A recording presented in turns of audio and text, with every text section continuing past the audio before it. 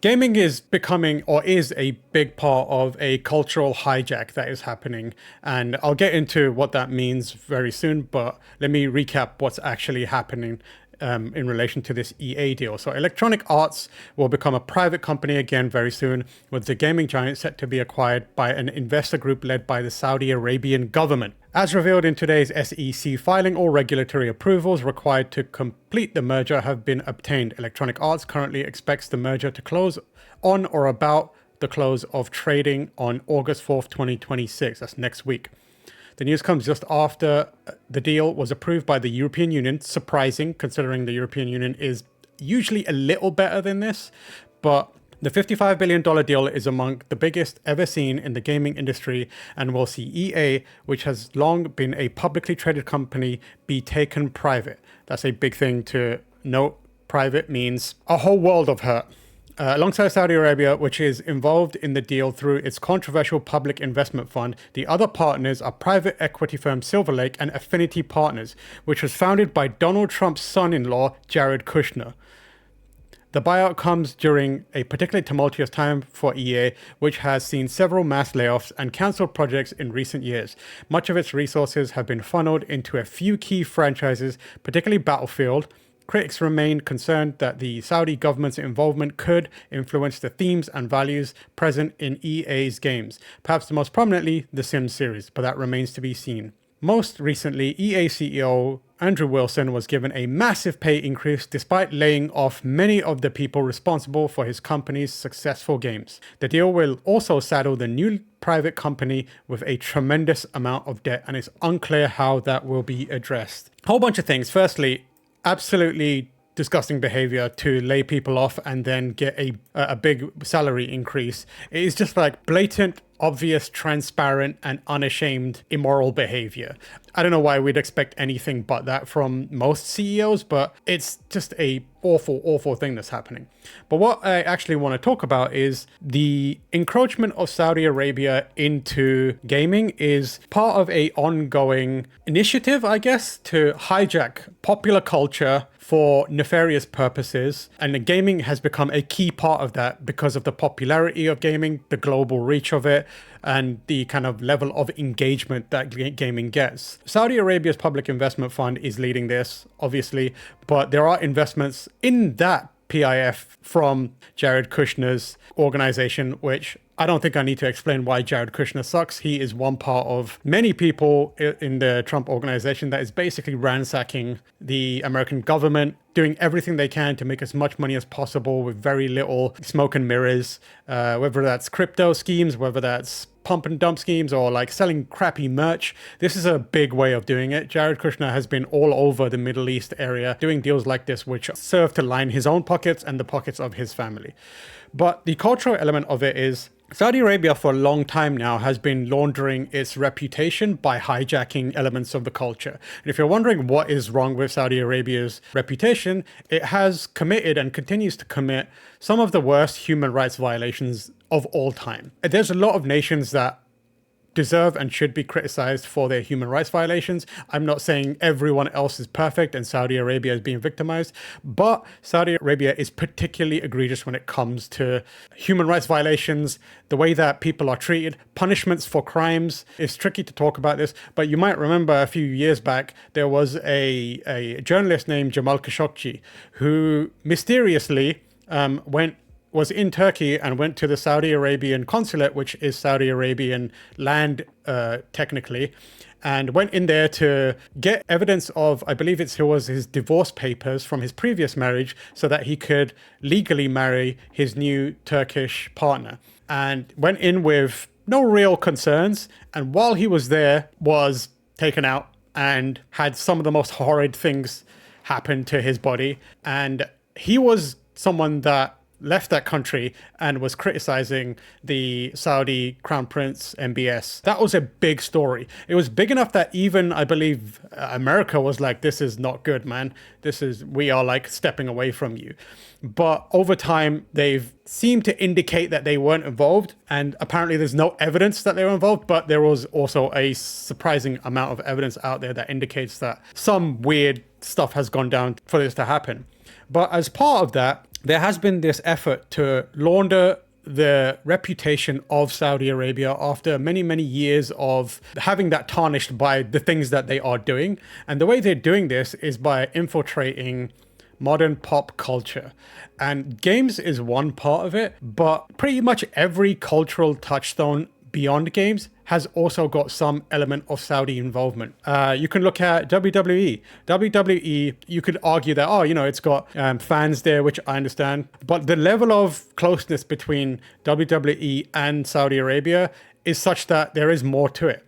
And that part of that is that it's a tool that is being used to launder its reputation. You see deals being done, you see events being taken to Saudi Arabia, and you start to change the thinking behind how you see them, your perception of them. So WWE was one of the first big ones, I think. The other one is UFC, which UFC is also a big one. In the same way that it was, it had that fight outside the White House. There's stuff happening in Saudi Arabia all the time. UFC is one of the most politicized sports ever. People who don't really pay close attention to the sport may not know it, but it is an incredibly right-wing sport. Unfortunately, there are obviously fighters and teams in there that don't agree with the politics of the organization as a whole. But you see Donald Trump sitting next to Joe Rogan or sitting next to Dana White at fights, and the closeness is there as well. But then there's also soccer. Football is a huge part of culture around the world. It's the biggest sport in the world,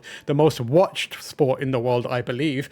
And if you're able to insert yourself into that culture, it kind of, you weave yourself into the fabric of culture, that sport and that culture, which means that you don't think about various human rights violations that Saudi Arabia has perpetrated. And the other one is the NBA. NBA is happening as well. Like, there are now games being played in Saudi Arabia, and it feels like it's very obvious why it's happening. You get like one game over there. Saudi Arabia, obviously they like sports. There's probably people there who are also basketball fans, but it doesn't have like a big team presence. It doesn't have a big tournament presence. So the fact that the NBA goes to Saudi Arabia is just transparently, it is just because money exchanged hands and there was a deal done. For the NBA, they get a big cash influx. They no doubt get promotion in a new region, a new market, new territory.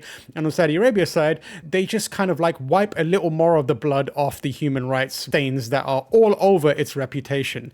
So this is basically happening now in games. And games is kind of like this bridge between so many different spaces. And by having a hard grip on one element or one publisher, one of the biggest publishers, that gives Saudi Arabia a very strong standing in the medium, which it hasn't had to any major degree up until now, right? Because EA is also the company that produces all the sports games. Football is massively popular in Saudi Arabia, and so is FIFA because of that. FIFA, I know, is super popular there and is super popular around the world. As indicated in this article, there are fears that there are going to be changes to the content of games that is going to be more oriented towards Saudi Arabia's favor instead of whatever the creative direction needs to be. We saw weird stuff like that happen with, I think it was King of Fighters, where for some reason Ronaldo was in it. That kind of stuff is going to start making its way into games more and more. That is the reason they acquired this stuff, because they went, as mentioned, they went into debt to acquire this stuff. The only reason you go into debt to acquire this stuff, knowing that you're probably not going to make that money back or be able to pay that money like very easily. It's not like all games are so profitable that a $50+ billion deal is going to like recoup itself quickly. The value of this is beyond games. It's the ability to use games, culture, and beyond games, movies, TV, music, football, UFC, wrestling, F1, the ability to use that to present a message, to carry your message further and further. And if you're trying to launder your reputation of years of human rights violations, there's nothing more effective than that. That is pretty much why this is happening. And the fact that a company like EA pursued it is just evidence that there's no real moral scruples left in the industry at this stage. These kind of corporations are morally bankrupt at this point. But yeah, that is why Saudi Arabia is getting involved with this. That is how Saudi Arabia is kind of culturally hijacking our gaming space for their own benefits. I do encourage you, if you haven't got much of a history of learning about these kind of human rights violations, it is worth doing some research. I can't promise you'll be having a fun read, but it does kind of open your eyes to the context in which these kind of takeovers are happening. All right, Sony still does not care about discs. It knows you do, and it still doesn't care. Sony defends going digital, but it says it understands players' love of physical games. Sony's decision to kill PS5 disc production in 2028 has been met with massive criticism since it was first announced, and the company has acknowledged the backlash. Sony revealed more details about its decision to shift towards an all-digital future and how announcement had been made with strong views from its community. That's understatement of the century, strong views. We announced that from January 2028 onwards, we will no longer be manufacturing game discs, so 1.5 years ahead, Sony CFO Lin Tao said via interpreter. There are various reasons we made this decision, the biggest being that digitalization of content overall has been progressing. It's not just for PlayStation, but for all kinds of content. Digitalization is progressing. When we think about the future, we put in a lot of thought and time, and we cautiously considered this, and we came to this conclusion, and we're going to cautiously move forward. Tao then added, they received various opinions from people with strong views acknowledging how its consumers have a strong emotional attachment to physical media. We understand those emotions. We want to consider that. And in the future digital ecosystem, how we engage the gamers is something that we would like to continue to explore. So what you have there is recognition that this is an incredibly unpopular initiative. They felt the pressure from fans, and that has kind of led to this acknowledgement in this context. It's a widely criticized move. They know how unpopular it is, but that will not stop them from doing this. It will only push them to consider the emotions of people who are upset about this. That is basically a way of just placating people who are not even us. It's not to placate the people who are upset. It's to placate executives, shareholders that have an interest in reacting to the negative sentiment that is now being created around Sony and PlayStation, so that that doesn't have a knock-on impact on their financials. That's the reason why it was mentioned. If this was just a room full of randos, they will not talk about it. They will not mention the fact that people were upset about it. They're doing this just to serve as a defense against the backlash. But what does this mean for you and me? Well, like I said, they're not going to change it. But what you can take away from that is, by applying pressure, you are able to break through in some regards. There was a decision made to mention this, like I said, not for us, but for other people. A decision was made that they need to address this element of the backlash, which indicates to people who are now under every Sony PlayStation tweet being like, bring back discs, that are replying to every trailer with comments about it. Those people are gaining some small ground, and that pressure is really important. It may not right now lead to any meaningful changes, but at the very least, it signals to PlayStation and Sony that there are people out there that will hold their feet to the fire when they do anti-consumer stuff like this. I think that is something that you can build upon. One of the worst things to happen to video games is the complete removal of consumer interests from games. Games no longer try to impress us. They're not trying to impress gamers anymore. Very few are anyway. Games are now being created specifically just to make money. That was always the case, but it at least felt like games were being made to entertain us, to move the medium forward, and also hopefully make money as well. Now it just feels like the make money part of it trumps everything else. And that is going to continue going forward unless people take actions and actually put up some sort of resistance. And this isn't a major blow to Sony, but it is a indication to them that people aren't just going to take it lying down. People power, keep it up. That's what I say. Next story. So the Xbox plan to turn things around doesn't really speak to gamers' needs.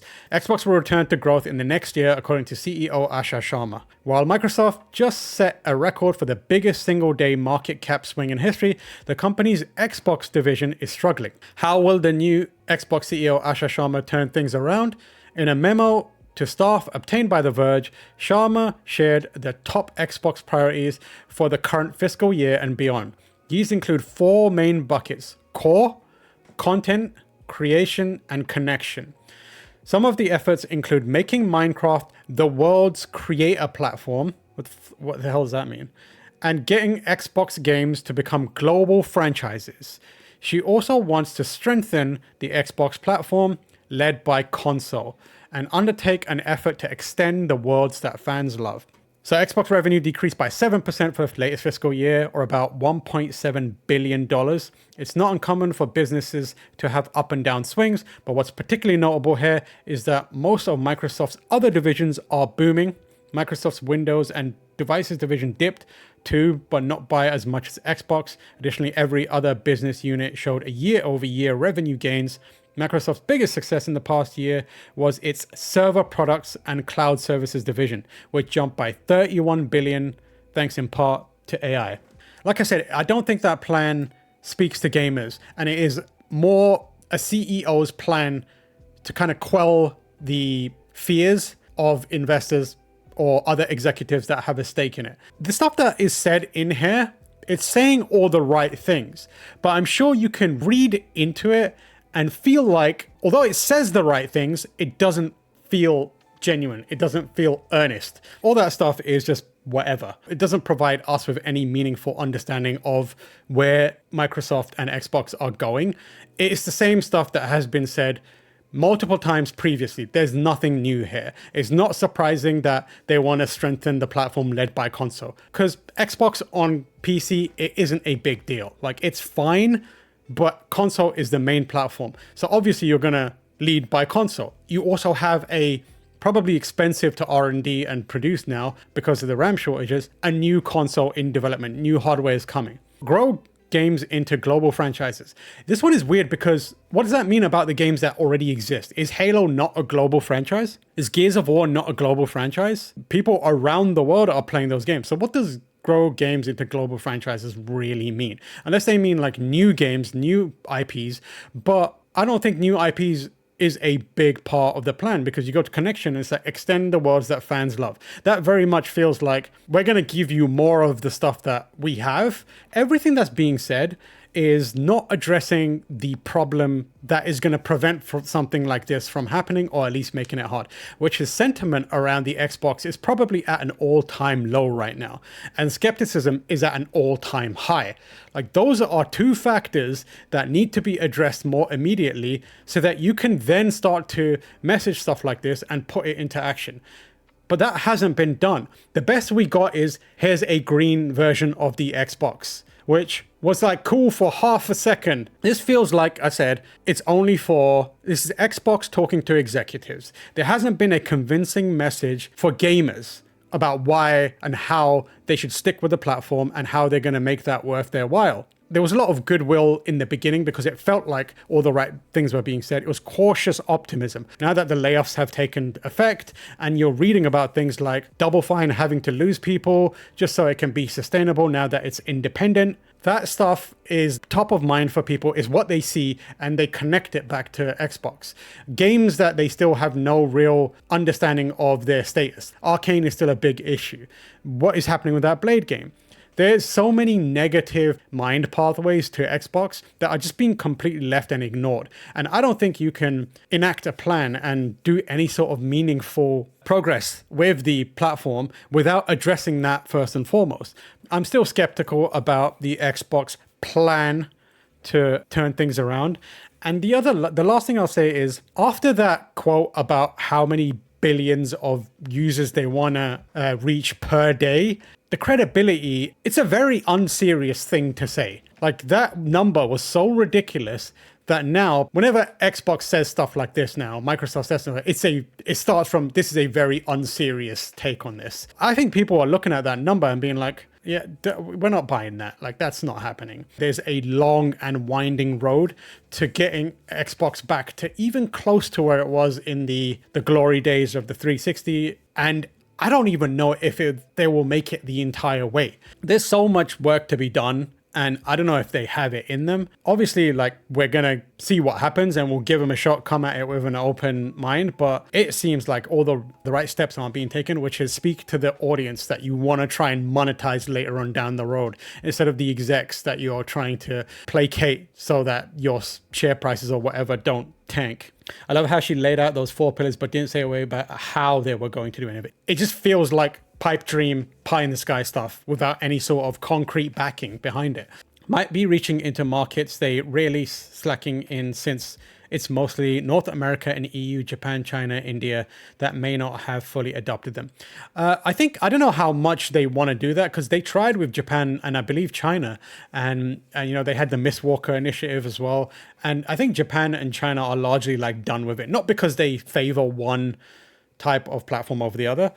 The way Japan, China, Asia consumes games is different now.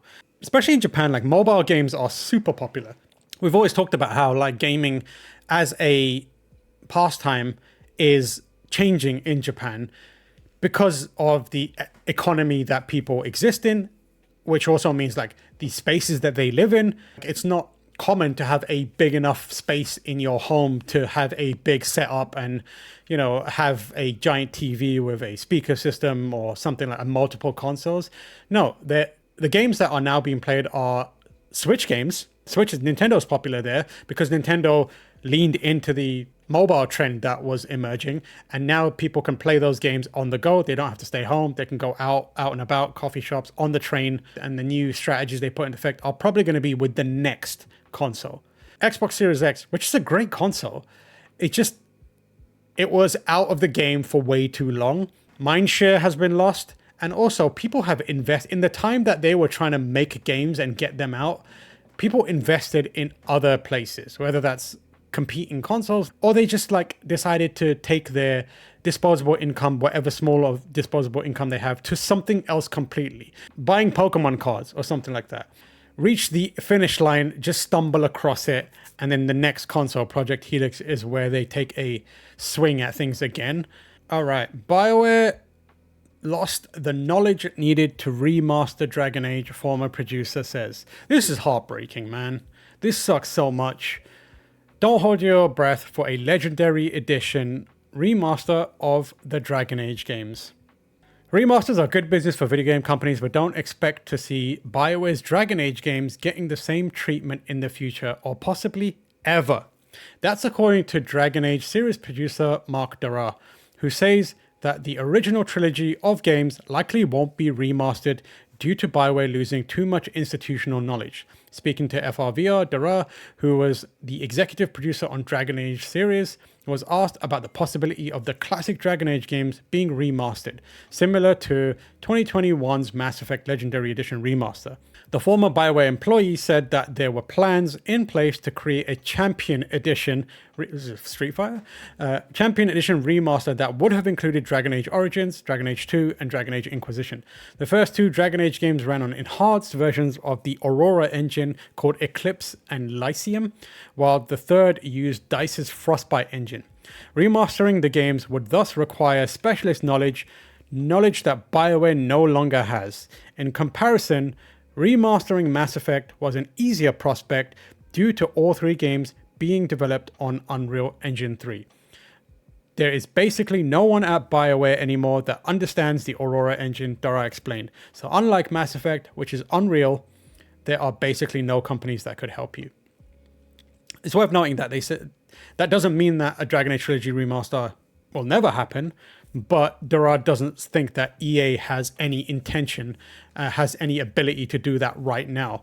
Like, they would have to, as mentioned, form a brand new team to not only make it, but start off by figuring out those engines and then working on remastering them, which is probably millions of dollars that they probably don't want to do right now, because all they want to do is shooting games, sports games, sell yourself to Saudi Arabia. That's the focus now. Earlier this month, former Dragon Age lead writer David Gaider also spoke about the franchise and how he believes that it's likely dead following the poor commercial performance of Dragon Age: The Veilguard.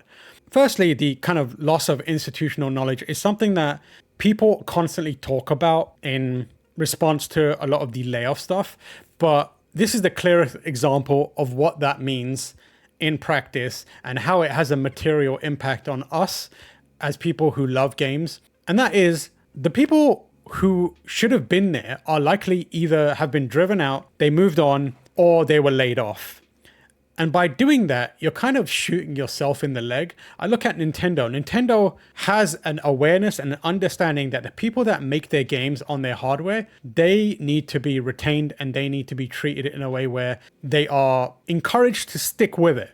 Because when the time comes, they will be able to contribute to the business beyond the game that they made now, which might not have performed. Like if Nintendo were laying all these people off every time a game didn't hit their marks, they wouldn't be the Nintendo we know and love today. And we definitely wouldn't be going back into the back catalog of Nintendo games to make them available now. Institutional knowledge, I think, is one of the biggest victims of the downturn of the video game business. People are just bouncing out of companies, and they're also bouncing out of the industries and going elsewhere. The result is stuff like this, where Dragon Age the Veilguard might very well be the last Dragon Age game we ever get. And this series is done now. And what a sad way for Dragon Age to go out. It didn't even get a last hurrah, you know? It just kind of like is stumbling over the finish line. No one's really watching. The fans are devastated by this. I am a huge Dragon Age fan.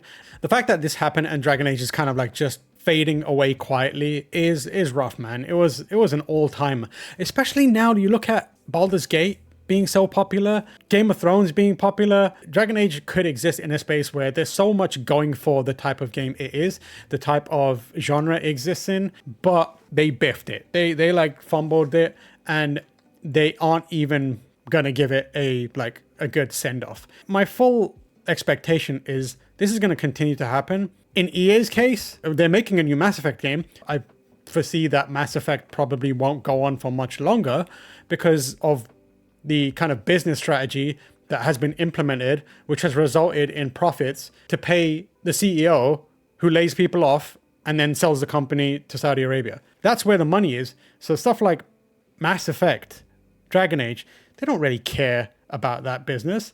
So I wouldn't be surprised if Mass Effect gets treated similarly.